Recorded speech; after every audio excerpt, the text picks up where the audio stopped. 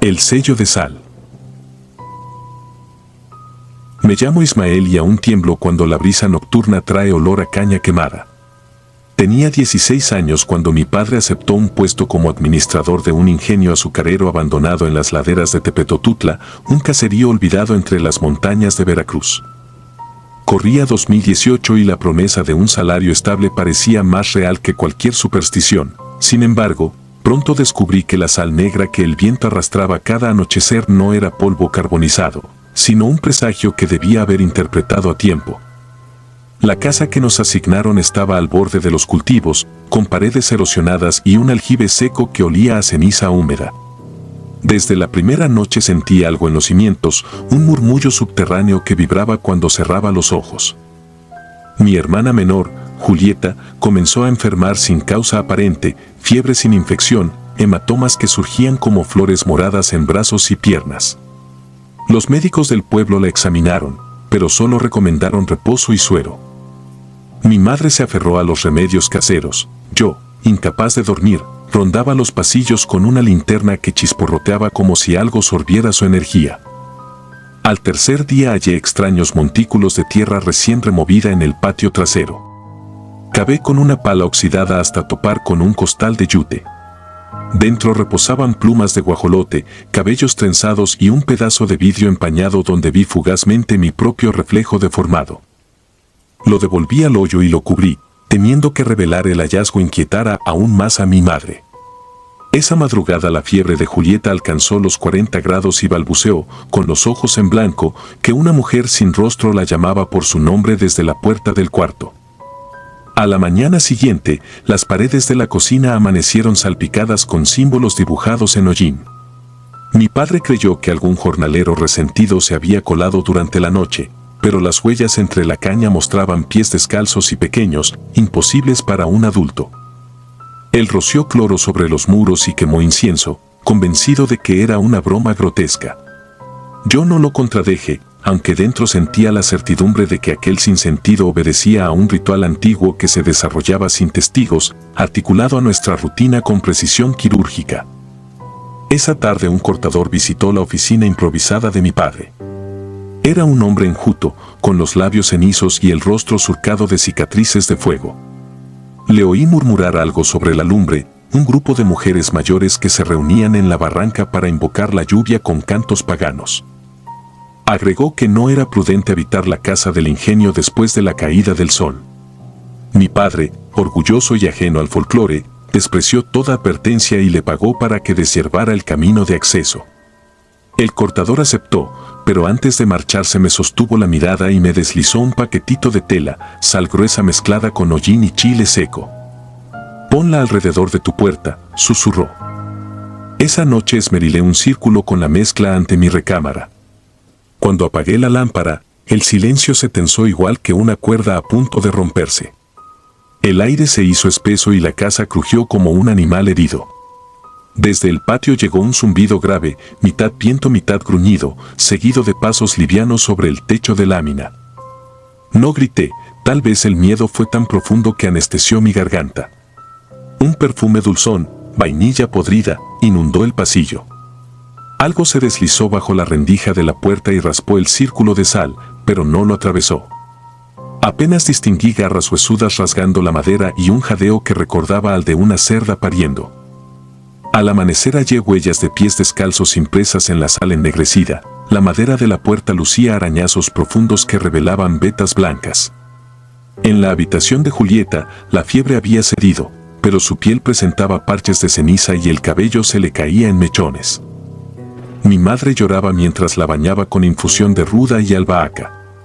Mi padre, agotado, aceptó llamar a una curandera de la cabecera municipal. Doña Sabina llegó envuelta en un rebozo color tabaco y con un morral repleto de semillas. Recorrió cada cuarto con una vela encendida. La flama se alargaba cuando entraba en zonas donde la temperatura bajaba abruptamente. Bajo el aljibe, la cera chisporroteó y se apagó. Aquí abrieron camino, sentenció. Mezcló alcohol, ocote y barro del pozo, prendiéndolo para formar una llamarada azulada. El humo dibujó un rostro de mujer con la boca abierta en un grito eterno. Sabina explicó que la tierra se había utilizado años atrás para entierros clandestinos de brujas ejecutadas por la comunidad. Sus cuerpos llevaban amuletos foulados con sal negra y ajos fermentados. Según la creencia, la bruja cede al fuego, pero su ira permanece, buscando reencarnarse en la carne más vulnerable de la casa. El ritual de limpieza demandaba velar el aljibe 3 noches seguidas, sellarlo con plomo líquido y sembrar salvia alrededor para impedir que la lumbre reclamara la vivienda.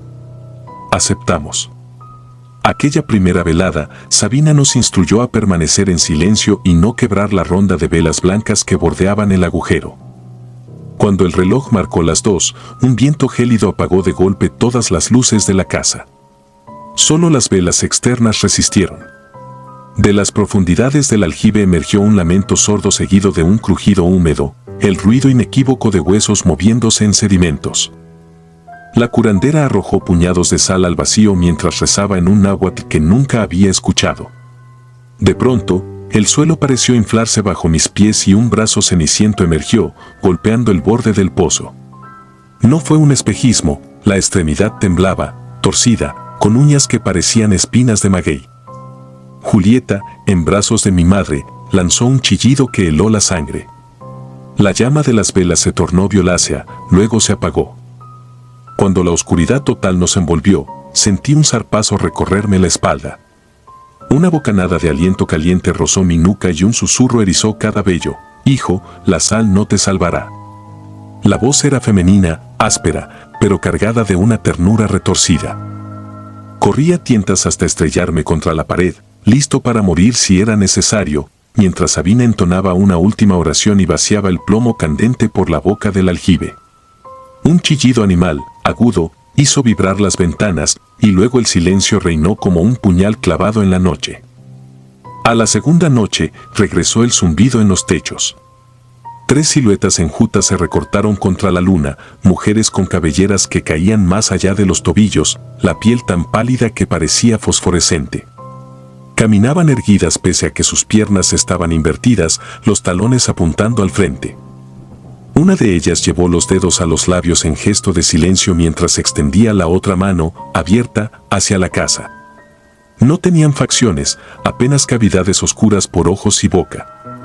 Cuando los primeros gallos cantaron, se deshicieron en polvo que el viento arremolinó alrededor de la azotea, tiñéndola de gris. La tercera noche fue la más cruel. La fiebre de Julieta regresó con violencia y Sabina indicó que el espíritu buscaba un nuevo recipiente antes de quedar atrapado bajo el plomo. Mi madre, agotada, depositó a mi hermana en el círculo de salvia dispuesto dentro de la cocina. Al chocar las últimas campanadas de la medianoche, todas las hornillas se encendieron solas, las llamas danzaron verdes, arrojando chispas que parecían insectos incandescentes. El techo empezó a sudar gotas negras que al caer sobre la mesa se transformaban en gusanos. Fue entonces cuando vi a la bruja, apareció entre el humo, alta, cubierta por un velo formado de alas de murciélago pegadas con savia. Sus manos eran garras enceradas y de su boca goteaba un líquido espeso que olía a azufre. Se inclinó sobre Julieta, inhaló con voracidad y la niña se arqueó como si el alma se le escapara. No pensé, me lancé contra la figura, sintiendo como el aire se helaba al atravesarla.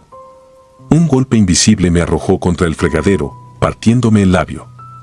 Con la vista nublada, busqué el paquetito que el cortador me había dado.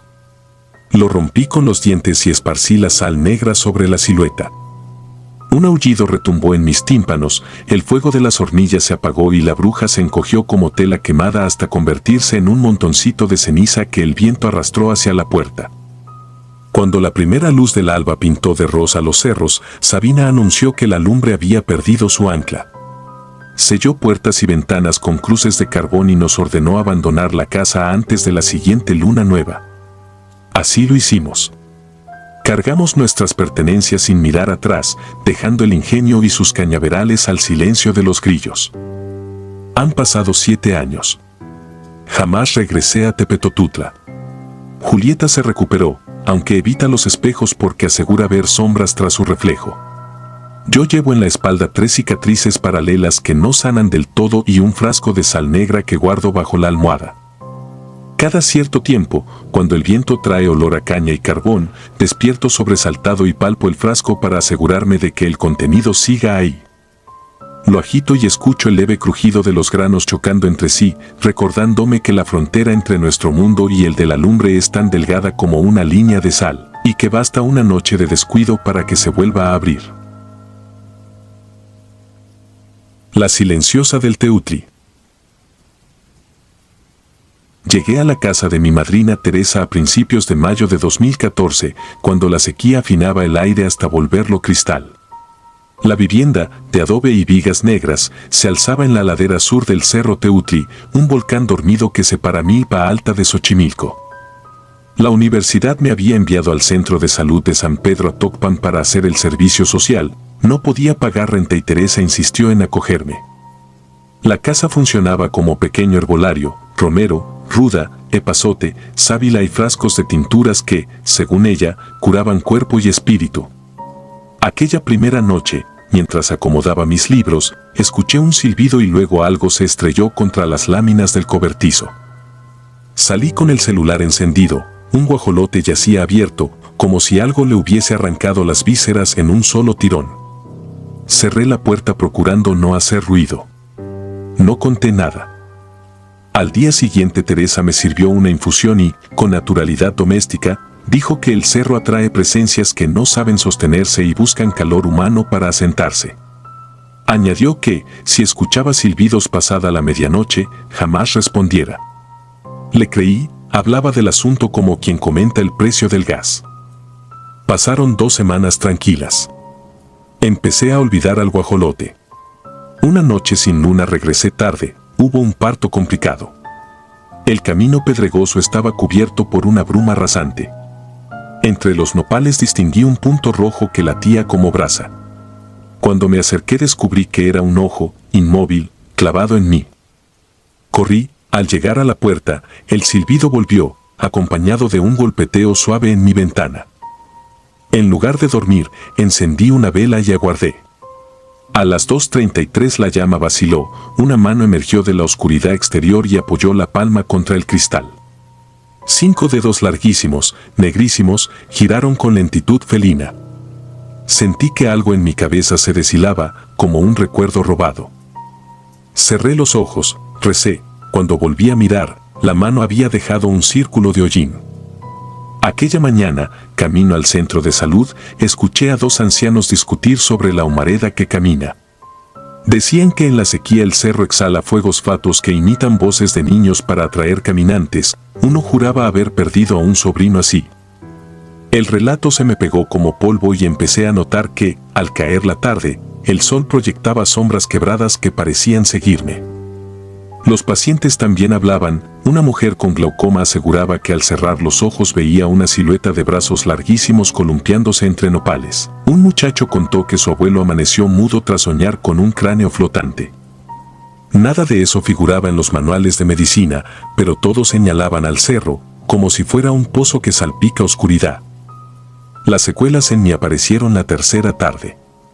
Volvía de comprar tortillas cuando me detuve ante una pared desconchada. Alguien había trazado con carbón un círculo idéntico al de mi ventana. Dentro podía leerse mi nombre, mi matrícula y la fecha exacta de mi llegada. Al tocar la inscripción, un calor me recorrió el brazo, el yeso cayó y dejó ver bloques de tezontle y, en la ranura, mechones de cabello trenzado con cintas escolares. Comprendí que la bruja no solo bebía recuerdos, los coleccionaba. Aquella noche, antes de preparar la defensa, Teresa me confesó: yo también la vi cuando era niña, borró el rostro de mi hermano. Desde entonces cuido la casa para que no entre. Pero contigo cambió las reglas. Su voz temblaba con culpas antiguas. Al amanecer le mostré la marca de hollín. Dijo que era una firma y que quien la deja regresa. Nombró a la leyenda local, la silenciosa, bruja que bebe memoria hasta dejar a la gente hueca. Por eso, explicó, los ancianos con demencia del pueblo terminan vagando rumbo al cerro.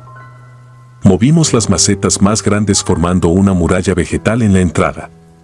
Luego me obligó a un baño de hierbas. El agua estaba helada pese al fuego bajo la olla. Salí con la piel erizada por 1000 pinchazos. Me colgó al cuello un saquito con tierra del patio y ruda seca. Si canta, no abras, ordenó. La siguiente madrugada el canto llegó, una letanía en náhuatl, casi infantil. Las paredes vibraban. Nos encerramos en la cocina. Teresa dibujó símbolos de sal sobre la mesa. Yo sostenía una vela que goteaba sin pausa. A las 3 en punto algo embistió la puerta. El madero crujió. Entre golpe y golpe, solo un silencio espeso, seguido de un gorgoteo, como quien traga agua turbia. Me armé de valor y salí al corredor. La luz trémula reveló una figura suspendida a medio metro del suelo. Vestía un manto gris pegado a un cuerpo imposible de delgado. Donde debía haber rostro se abría un hueco negro del que brotaba una lengua blanca, larga como trapo al viento. Cada latido mío la atraía. El suelo se volvió barro bajo mis pies. La lengua rozó mi mejilla y un vértigo helado me vació la cabeza. Con un resto de voluntad lancé la vela contra la figura. La flama estalló en un destello verde y todo se volvió sombra. Desperté sobre la tierra, rodeado de macetas volcadas. El cielo clareaba. Teresa rezaba junto a mí. Al verme consciente dijo que la bruja probó mi memoria, pero aún podíamos escapar si nos marchábamos antes de la luna llena. Empacamos lo indispensable. Me llevó a la terminal y compró un boleto a Puebla. Antes de despedirse puso en mis manos una pequeña caja de madera. El viaje fue turbio. Dormí casi todo el camino, perseguido por sueños donde la lengua lamía la ventanilla. Pasé 2 semanas con fiebre en casa de mis padres. Los médicos hablaron de estrés. Cuando se dio la temperatura, abrí la caja, ceniza gris y una nota: cuando recuerdes quién eres, regresa, la casa te reconoce. Intenté llamar a mi madrina, nadie contestó. Los vecinos de Milpa Alta dijeron que Teresa figuraba como desaparecida. Crucé los dedos sobre la ceniza y sentí un hueco. No recordaba el rostro de mi madrina, tampoco el parto complicado ni el nombre de la mujer que había dado a luz. Recorrí álbumes familiares, en varias fotos aparecía yo abrazado a una mujer de ojos vivos, pero su nombre me resultaba ajeno. Fragmentos completos de mi vida habían sido vaciados. Escribo esto para fijar lo que queda antes de que la silenciosa regrese por el resto. Algunas noches despierto con sabor a ceniza y el silbido entrando por la ventana, como si el cerro mismo respirara en mi cuarto. Cuando eso ocurre, aprieto el saquito de ruda y repito mi nombre en voz alta, temiendo que sea la última vez que lo recuerde. Las devoradoras. Me llamo Ernesto y nací en un barrio antiguo de Puebla, donde las historias de mujeres que vuelan de noche se cuentan con la misma naturalidad que el pronóstico del clima. Crecí creyendo que todo era folclor, una forma de mantener a los niños dentro de casa cuando oscurecía. Jamás vi nada que desafiara mi escepticismo, aunque los perros ladraran a la nada y las parteras del vecindario amarraran listones rojos en las cunas. Para mí, las brujas eran un recurso narrativo, nada más. En 2015 obtuve la beca que cambiaría mi vida, un proyecto de fotografía etnográfica sobre rituales pastorales en los Balcanes. Durante 2 meses trabajé con un pequeño equipo en la provincia búlgara de Plovdiv. Cuando el proyecto terminó, decidí recorrer la región solo, con la cámara colgada al pecho y un morral lleno de tarjetas de memoria. No tenía itinerario, me movía en tren, bajando donde el instinto me dijera que había una historia. Esa libertad me hacía sentir invencible. Una tarde de septiembre, mientras cruzaba la línea que serpentea los montes Rodope, noté un apeadero sin nombre. No había estación, solo un tejado corroído y un cartel inclinado. Se bajaron 3 ancianas que cargaban sacos de yute. El paisaje parecía detenido en el siglo XIX, un valle denso de hayas, un arroyo que brillaba como acero pulido y, al fondo, un caserío de tejados de piedra. No dudé. Tomé mi mochila, descendí y el tren se perdió en la curva con un chasquido metálico. El camino de grava conducía a unas 15 casas dispersas alrededor de una pequeña iglesia de cúpula oxidada. Era la hora azul, todo parecía inmóvil salvo el humo que escapaba de las chimeneas. Levanté la cámara para captar la escena y sentí un silencio extraño, el tipo de silencio que deja al descubierto cada crujido de las ramas. Las pocas personas que vi se quedaron quietas, no saludaron ni fruncieron el ceño, simplemente me observaron con una neutralidad inhumana. Bajé la mirada, guardé el equipo y avancé hacia la parte alta del pueblo con la intención de buscar un sitio desde donde encuadrar las montañas antes de que cayera la noche. Un sendero lateral, casi oculto entre arbustos de endrino, llamó mi atención. Lo seguí porque prometía una vista despejada del valle. A los 100 metros, el bosque se cerró y el musgo cubría las rocas como piel húmeda. Fue entonces cuando escuché la risa, aguda, caprichosa, infantil. Giré y vi, a contraluz, a 3 niñas de cabello color ceniza y ojos tan claros que parecían filtrar la última luz del día. Vestían delantales blancos, idénticos, salpicados de barro. Sus pequeñas manos sostenían ramitas como si fueran cetros. Me preguntaron algo en búlgaro o tal vez en otro dialecto, no entendí, pero su entonación era melódica, casi seductora. Se acercaron con pasos sincronizados. En circunstancias normales habría sentido ternura, pero un instinto visceral me empujó a retroceder. No era miedo a la banalidad de un posible asalto, era algo más primitivo, como si mi sistema nervioso reconociera un patrón ancestral de peligro. Les dije no en español, en inglés y en un pobre intento de búlgaro. Ellas rieron, repitiendo la palabra con un eco burlón. Decidí volver sobre mis pasos. Para mi sorpresa, el sendero había desaparecido, absorbido por la penumbra.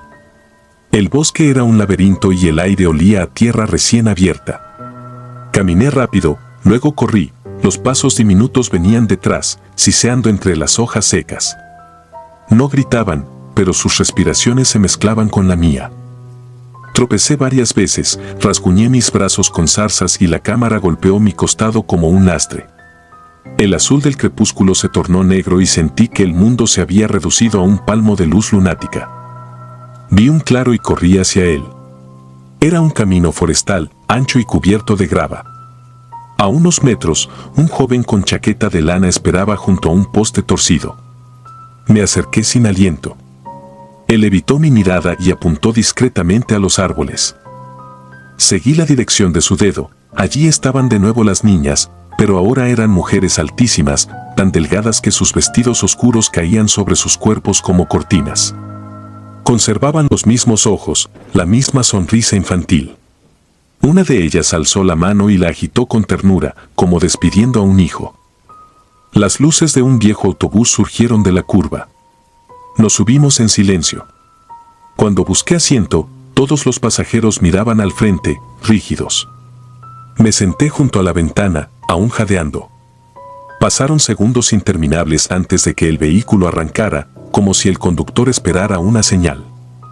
Sentí un tirón en el estómago cuando las mujeres colocaron las manos huesudas sobre el cristal exterior. Sus uñas golpearon el vidrio con un ritmo que imitaba el latir de un corazón cansado. El motor rugió y la escena quedó atrás, pero el temblor en mis piernas no cesó. Una anciana detrás de mí murmuró algo que no entendí. Sonaba a Lamiast. El chico con la chaqueta, ahora supe que se llamaba Georgi porque lo vi escrito en su gafete de trabajador de carretera, se inclinó y susurró en un inglés áspero, dice que son devoradoras de vida. No vuelvas. Quise preguntarle más, pero mis párpados se cerraron sin permiso, como si un letargo ajeno hubiera sido vertido en mí. Soñé con un lago negro donde las 3 figuras giraban en círculo, riendo, cortando el agua con los brazos y rebuscando en el fondo algo que parecía latir. Desperté cuando el vehículo se detuvo en la pequeña ciudad de Smolyan. Georgi ya no estaba. Afuera, la noche era menos densa, aunque un viento helado agitaba los letreros de neón. Caminé hasta un hostal, pero cada paso me pesaba, como si las suelas se hundieran en fango invisible. En la recepción, la dueña, una mujer corpulenta de facciones severas, observó mis arañazos y me convidó té de hierba sin preguntar. Mientras bebía, sentí un cosquilleo en la nuca, giré y vi mi reflejo en un espejo manchado. Detrás de mí, en la penumbra del pasillo, 3 siluetas parecían esperar. Parpadeé y no había nada, solo un perchero torcido. Esa madrugada tuve fiebre. Escuchaba risas apagadas que se mezclaban con el crujir de la madera. Al amanecer, tomé mis cosas y regresé a Plovdiv, donde un colega me consiguió un asiento en el primer vuelo a Estambul y, de allí, a la Ciudad de México. Nunca revelé las fotografías que hice aquel día, las tarjetas se corrompieron sin explicación. El técnico del laboratorio dijo que parecían haberse quemado desde dentro. A veces, mientras edito videos en mi estudio, la pantalla se pone en negro y surgen destellos azulados, como dos ojos que se abren y se cierran al ritmo de un pulso remoto. Entonces recuerdo el olor a tierra húmeda, el sonido de uñas contra el vidrio y esa certeza absoluta de que algo me eligió en aquel apeadero sin nombre. No sé qué habría pasado si no hubiera corrido, si me hubiera quedado a escuchar la invitación de las niñas que no eran niñas. Solo sé que, desde aquella noche, cuando cierro los ojos para dormir, las siento del otro lado de la pared, esperando que mi voluntad flaquee para colarse en mis sueños y devorar lo poco que queda de mi valentía. No hay día en que no me reproche haber bajado en aquel lugar. Antes creía que la superstición era una venda que nos impedía ver la realidad, ahora sé que la superstición es un cerrojo que protege lo poco que todavía ignoramos. Las brujas existen. Sonríen con dientes perfectos, cambian de forma como el humo y se alimentan de la curiosidad de quienes, como yo, confunden el asombro con la inmortalidad. Si alguna vez viajas sin destino, escucha al silencio, cuando se haga demasiado profundo, cuando hasta tu respiración suene ajena, da media vuelta y corre. Porque hay risas que no pertenecen a este mundo y, una vez que las oyes, te siguen para siempre. Lazos de sal negra. Nunca imaginé que la palabra familia pudiera doler tanto. Me llamo Adrián y escribo esto desde un cuarto minúsculo de hotel en Fresnillo, Zacatecas, con las cortinas atadas para que la luz de la calle no me recuerde la noche interminable que dejé atrás. Todavía tiemblo al pensar que hace menos de un año juraba que el peor mal provenía de espíritus viejos, ahora sé que a veces camina con los pies descalzos de quienes saludan al pasar. Todo empezó en marzo de 2019, cuando mi madre, una mujer fuerte, todavía joven, comenzó a languidecer sin causa médica. Dejó de desayunar sus tortillas y frijoles, renunciando al café que siempre reclamaba a las 6 en punto. Se volvió un hilo de voz que apenas pedía agua. Me quedé a dormir en su casa durante semanas, alternando con mi hermana Daniela. Entre las ráfagas de silencio del barrio podía oír su respiración frágil, lenta, como si alguien la guiara hacia otro ritmo. El doctor repetía que su sangre estaba limpia, pero cada mañana la veía más gris. La tensión familiar no tardó en desbordarse. En la misma calle vivía mi prima política Verónica, esposa de mi tío Simón. Él heredó la parte trasera del terreno donde todos crecimos, su mujer ocupó desde entonces la cocina exterior y el patio de los duraznos. Siempre quiso más, lo insinuaba con risas que no combinaban con su mirada opaca. Cada año aparecían muros nuevos y macetas que invadían, centímetro a centímetro, los linderos de mi madre. Mi hermana la evitaba, yo prefería ignorar sus historias sobre trabajos y amarres que corrían de boca en boca entre vecinos. El día que mamá murió, 14 de abril, noté algo que hoy me hiela la sangre. Verónica se plantó frente a la casa, cruzó los brazos y sonrió en cuanto levantaron el cuerpo. No fue una tristeza torcida, fue alivio. Pensé denunciar su gesto a mis tíos, pero se me encogió el corazón. En vez de eso, acompañé el féretro con un silencio que todavía me quema la garganta. Durante el novenario, una sensación desagradable se instaló en mí, cansancio irreal, como si arrastrara costales invisibles. Daniela me vio sostenerme de los muros y preguntó qué me pasaba. Contesté que era puro duelo. Mentira. No era solo dolor, alguien me estaba drenando, igual que a mamá. 2 semanas más tarde, mi abuela paterna, sana como un roble de 78 años, se quejó de un sabor metálico y perdió el apetito. Mi padre creyó que la tristeza la estaba empujando al abismo, pero la rapidez con la que se marchitaba no coincidía con ninguna depresión. Murió en junio con el estómago vacío, idéntica agonía. Otra vez, al salir del cementerio, Verónica apareció entre la multitud, con la misma sombra satisfecha detrás de la mirada. Esa noche soñé con un círculo de sal negra rodeando nuestros retratos familiares. En el centro, una figura femenina removía cenizas con un lazo de hilo rojo. Desperté empapado, oliendo a humo que no existía en mi cuarto. Bajé a la cochera, prendí la luz y allí estaba, un costalito amarrado con listón rojo, tierra húmeda y huesos diminutos asomando. Lo tiré a la calle, pero temblaba tanto que apenas distinguía el pavimento. No se lo conté a nadie. Quería pruebas, no pesadillas. Colgué un rosario de San Benito en la puerta y continué velando por mi padre, convertido en mi última raíz viva. El alivio duró poco. Un lunes, al intentar encender su camioneta, escuchó un trueno bajo el capó y el motor murió. A la mañana siguiente, la batería recién instalada se desangró en ácido. Cada arreglo fracasaba y el hombre de fe férrea comenzó a palpitar de ansiedad. La cuenta del taller se volvió otro verdugo. La gota final fue la muerte de Luna, mi perra criolla. Apareció tendida junto al pozo, el hocico manchado de sangre coagulada. Parecía haber tragado hierro candente. Sentí que el universo se desgarraba, la única criatura que me recibía con alegría genuina cayó sin explicación, como si hubiese absorbido un golpe destinado a otro. Ya no podía quedarme callado. Fui con Daniela al templo del Señor de la Misericordia en el centro. No queríamos un exorcismo teatral, pedimos hablar con el Padre Mateo, conocido por apoyar a quienes temen la brujería sin juzgar. Le conté todo. No parpadeó. Rezó en voz baja, luego dijo, si la raíz del daño es familiar, la tierra misma de esa casa está enferma. Nos sugirió buscar a un curandero que él respetaba, don Aurelio, residente en un rancho cercano. Aquella visita fue la escena más perturbadora de mi vida. Don Aurelio, encorvado y ciego de un ojo, me pidió una prenda usada. Tomó mi gorra sudada y la sostuvo sobre un carbón encendido. Al contacto, chispeó un humo verde, imposible. Te sembraron tierra de panteón, murmuró. Quien lo hizo es mujer, de manos delgadas, cerca de ustedes. Quiere vaciar la herencia hasta el último centavo. Sus dedos dibujaron un nombre que no dijo, pero yo lo leí, Verónica. Nos entregó amuletos de obsidiana, oraciones y la instrucción de esparcir sal marina bendita del altar mayor alrededor de la casa. Regresamos esa misma noche. Yo repartía la sal mientras Daniela rociaba agua con albahaca por esquinas y corredores. Sentí un murmullo agudo en los oídos, como un chillar de pájaro atrapado. De pronto, la lámpara del pasillo se apagó sola y el piso vibró un segundo. El aire se llenó de olor a carne quemada. No vimos nada más, pero supimos que algo se agitaba, furioso.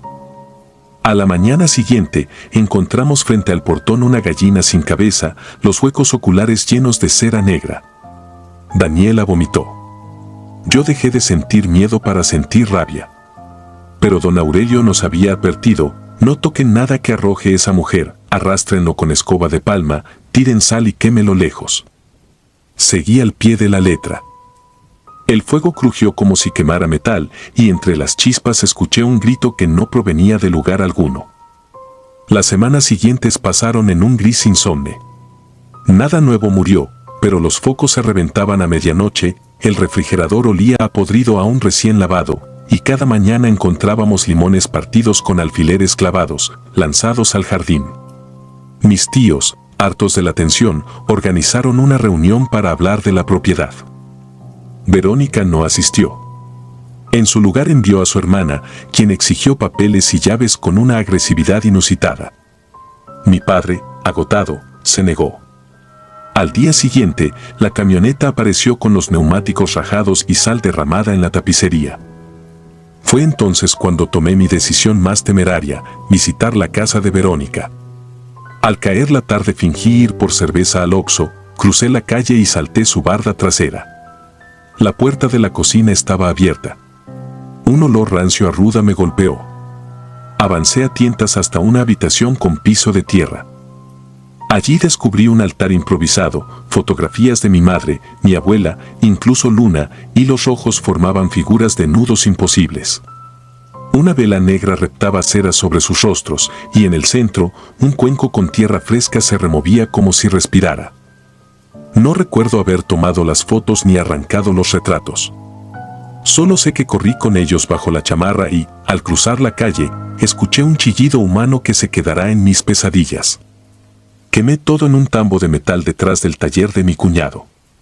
Las llamas crecieron azules, altas como si lamieran algo intenso. Mientras ardían, un viento cálido barría el callejón, pero ninguna persona salió a ver. Esa misma noche, la ambulancia llegó a la casa de Verónica. Un vecino contó que la encontraron desmayada, convulsionando, la boca espumosa. Pasó días en el hospital. Mi tío Simón se presentó a pedir ayuda económica, mi padre le tendió 2 billetes y un adiós definitivo. Desde entonces, nadie la ha visto volver al barrio. El clima cambió como si alguien hubiese levantado un velo. No más focos reventados ni gallinas decapitadas. La camioneta arrancó a la primera. Luna sigue ausente y mamá y la abuela no regresarán, pero la casa huele a café de mañana otra vez. Aún así, cada atardecer siento un cosquilleo en la nuca, presintiendo ojos que ya no deberían vigilarme. He pensado denunciar, buscar justicia legal. Sin pruebas tangibles, las autoridades se reirían. Lo único real son los huecos que quedaron en la mesa familiar. Por eso escribo, para que quienes lean estén alerta cuando la envidia se vuelva un cuchillo silencioso. Si alguna vez encuentran limones secos, hilos rojos o tierra oscura donde no debería haberla, no duden. Protéjanse antes de que el hambre ajena devore sus raíces. Apago la lámpara y escucho mi propia respiración. Quisiera dormir, pero temo que el humo azul vuelva con otro nombre. Tal vez el mal todavía recuerde mi dirección. Tal vez solo se ha echado a dormir, esperando hambre nueva. Y yo ya no sé si le quedo debiendo algo. Los hijos de la bruja. Me llamo Salvador y todavía cargo con los recuerdos que Colonia Independencia dejó marcados en mi piel como cicatrices invisibles. Corría 1998, yo tenía 11 años y la calle Lago Fuego era un pasillo de casas vencidas por la humedad, iluminadas por focos amarillos que nunca lograban ahuyentar la oscuridad. Al fondo del callejón, pegado al cerro, quedaba un baldío invadido de mezquites secos y latas herrumbrosas.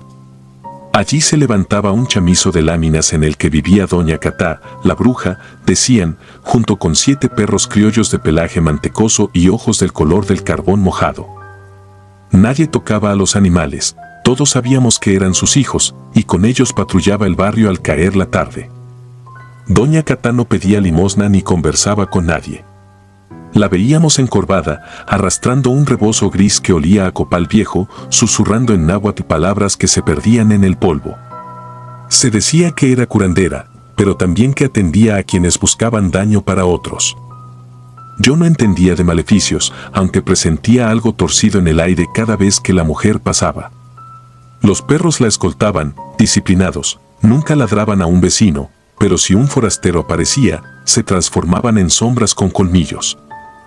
Aquella calma extraña se fracturó cuando llegó la familia Gama, un padre ausente, una madre taciturna y su hijo Óscar, un joven de mirada pícara que pronto se hizo grande con la pandilla local.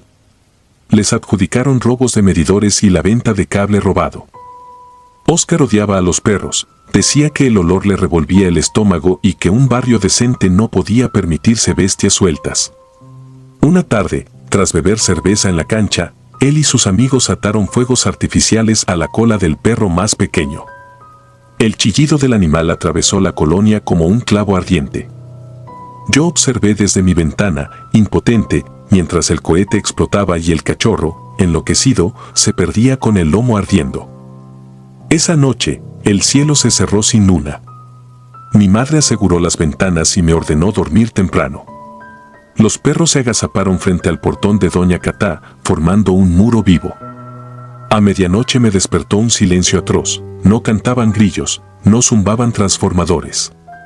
Entonces escuché un rasguño suave, persistente, bajo nuestro alféizar. Me acerqué temblando y vi un costal empapado que se movía. Al abrirlo con manos torpes distinguí el cuerpo del perrito, chamuscado, los ojos velados por la muerte. Un olor dulce, casi floral, salía de sus heridas. Corrí a decírselo a mi madre, pero ella, pálida, solo pudo rezar. Durante la madrugada se desató un vendaval incomprensible. El techo de lámina del chamizo vibraba como tambor y una bruma terrosa bajó del cerro, enterrando las luminarias. Entre la neblina apareció doña Catá, erguida más de lo habitual, rebozo flameando detrás como bandera enferma. Llevaba el cadáver del cachorro en brazos, sus perros restantes formados en semicírculo. No profirió palabra, bastó una mirada torva a la casa de los Gama para helar la sangre de cualquiera que la viera.